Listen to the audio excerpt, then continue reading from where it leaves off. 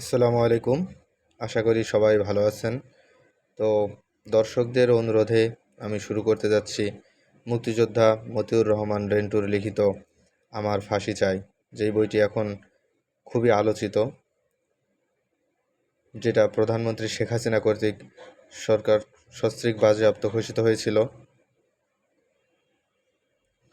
তো এইখানে দেখতে পাচ্ছেন আমাদের মহান স্বাধীনতা যুদ্ধের দুই বীর মুক্তিযোদ্ধা, বাদিক থেকে আমার ফাঁসি চাই গ্রন্থের লেখক মুক্তিযোদ্ধা মতিউর রহমান রেন্টু এবং তার সাথী মুক্তিযোদ্ধা আবুল হোসেন।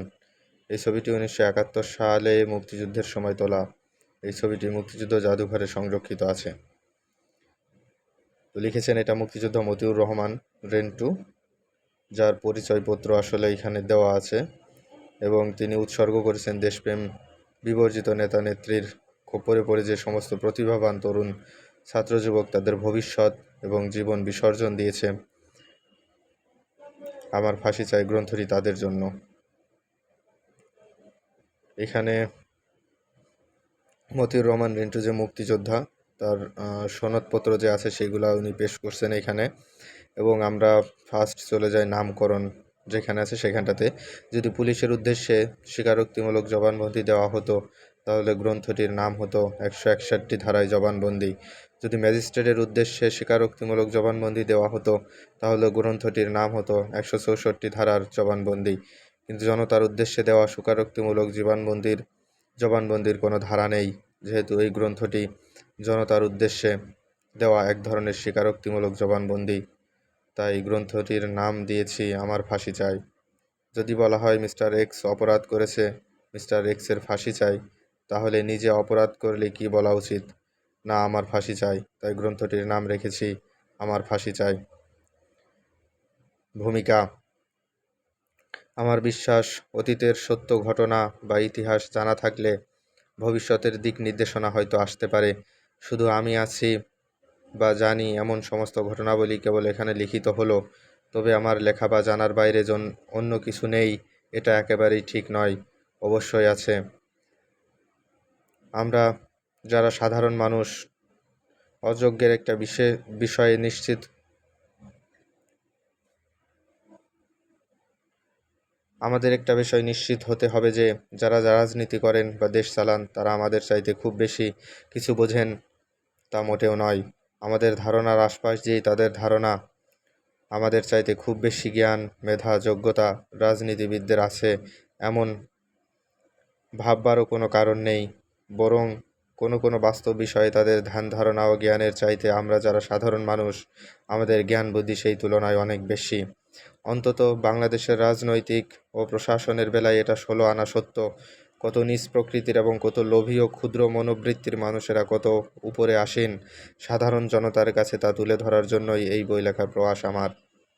বাংলাদেশের নাগরিকদের প্রতি, বিশেষ করে আগামী প্রজন্মের মানুষের জন্য এই ধরনের বই বা পুস্তক লেখা উচিত কি না এ নিয়ে বিস্তর চিন্তা ভাবনা, আলাপ আলোচনা এবং তর্ক বিতর্কের পর অবশেষে সিদ্ধান্ত নিয়েছি রাজনীতির অন্তরালের কোনো সত্য ও তথ্যকে বাধাগ্রস্ত না করে যতটুকু জেনেছি তাই জনসম্মুখে তুলে ধরব, এই ভেবে যে তা যদি বর্তমান এবং আগামী দিনের মানুষের কোনো কাজে লাগে। এই গ্রন্থ বা পুস্তক পড়ে কোনো পাঠক আমাদের অকথ্য ভাষায় গালিগালাজ করবেন, পারলে তার চাইতেও ভয়ানক চরম দ্বন্দ্ব দেবেন। আমার কোনো পাঠক হয়তো সতর্ক সাবধান হয়ে বিস্তর চিন্তা ভাবনা করে আগামী দিনের রাজনৈতিক পথ চলবেন।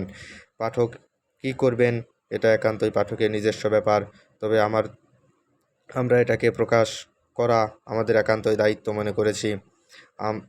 আমাদের সমূহ বিপদের কথা চিন্তা করে সকলেই এক বাক্যে বইটি তখন প্রকাশ না করে শেখ হাসিনা যখন বাংলাদেশের প্রধানমন্ত্রী থাকবেন না তখন প্রকাশের পক্ষে রায় দিয়েছেন। কিন্তু আমরা স্বামী স্ত্রী সম্মিলিত সকলের রায়ের সাথে একমত হইনি, এই ভেবে যে মানুষের দুর্বল মুহূর্তে তার পিছনের কথা ফাঁস করে দেওয়ার মধ্যে কোনো সৎ সাহস বা কৃতিত্ব থাকতে পারে না। তাই ভবিষ্যৎ বিড়ম্বনার সম্ভাবনা জেনেও সর্বশক্তিমান আল্লাহর উপর ভরসা রেখে প্রধানমন্ত্রী শেখ হাসিনার শাসনামলেই এই গ্রন্থ বা পুস্তক প্রকাশ করার সিদ্ধান্ত নিয়েছি। জীবন মানে পরাজিত হওয়া নয়, অবিরাম যুদ্ধ করা, রাখে আল্লাহ মারেকে। পাঠক মনে করতে পারেন প্রধানমন্ত্রী Sheikh Hasina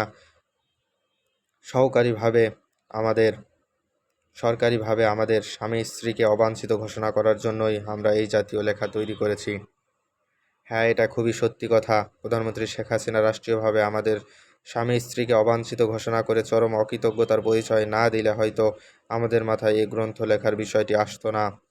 police, CID, DB, IB, NSI, DGFI সহ রাষ্ট্রের সকল সংস্থায় আমাদের স্বামী স্ত্রীকে অবাঞ্ছিত ঘোষণা করে দেওয়া প্রধানমন্ত্রী শেখ হাসিনার ওই আদেশই আমাদের মাথায় এই বই বা গ্রন্থ লেখার বিষয় এনে দেয়। এখানে যা লেখা হয়েছে তার সবটুকুই বাস্তবের ছবি। আমরা শুধু সত্য বিষয়ের ওপর কথার মালা গেঁথেছি। আমরা চিন্তার এই বিষয়গুলো জাগিয়ে দেওয়ার জন্য প্রধানমন্ত্রী শেখ হাসিনাকে জানাই আন্তরিক ধন্যবাদ।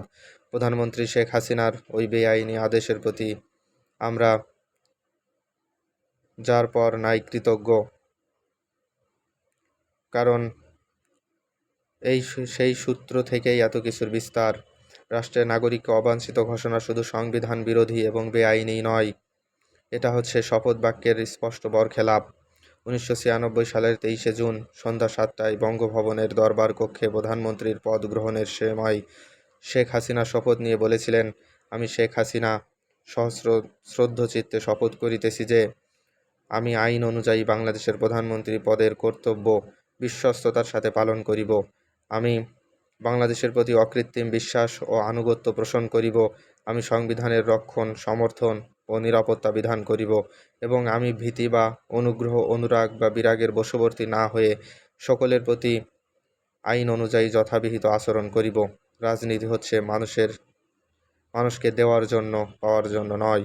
এই বিষয়টি তিনি 1981 সালের 17 মে শেখ হাসিনা দেশে ফেরার পরদিন থেকে 1997 সালের 15 জানুয়ারি পর্যন্ত দীর্ঘ প্রায় 16 বৎসর বিরামহীন দ্বন্দ্বের অবসান ঘটিয়ে অবশেষে প্রধানমন্ত্রী শেখ হাসিনা আমাদের তাড়িয়ে দিলেন। আমরা পরাজিত হলাম, তবুও বোঝাতে পারলাম না রাজনীতি মানুষকে দেওয়ার জন্য, পাওয়ার জন্য নয়। সত্যি কথা বলার প্রবল দৃঢ়তা আমাদেরকে প্রধানমন্ত্রী শেখ হাসিনা ও তার পরিবারের কাছে বিপজ্জনক করে তুলেছিল। ব্যক্তিগতভাবে যিনি অসৎ, বেঈমান, নেমখারাম এবং মুনাফেক, তিনি কি রাষ্ট্রীয় বা সমাজ জীবনে সৎ, ইমানদার হতে পারেন? এরপরে কিছু প্রকাশকের কথা আছে। আমরা প্রকাশকের কথাটা পড়ব না। এখানে আপনারা পারলে বা আপনাদের যদি মনে চায় এটা পড়ে নিতে পারেন, এখানে আমি দিয়ে দিলাম। এরপরে সূচিপত্র আছে। সূচিপত্রের পরে আমরা দ্বিতীয় খণ্ড প্রতিদিন 1 পৃষ্ঠা করে পড়ার চেষ্টা করব। আপনাদের আসলে অনুরোধে আমি এটা তৈরি করছি। তো আমার জন্য দোয়া রাখবেন। ভালো থাকবেন সবাই। ধন্যবাদ।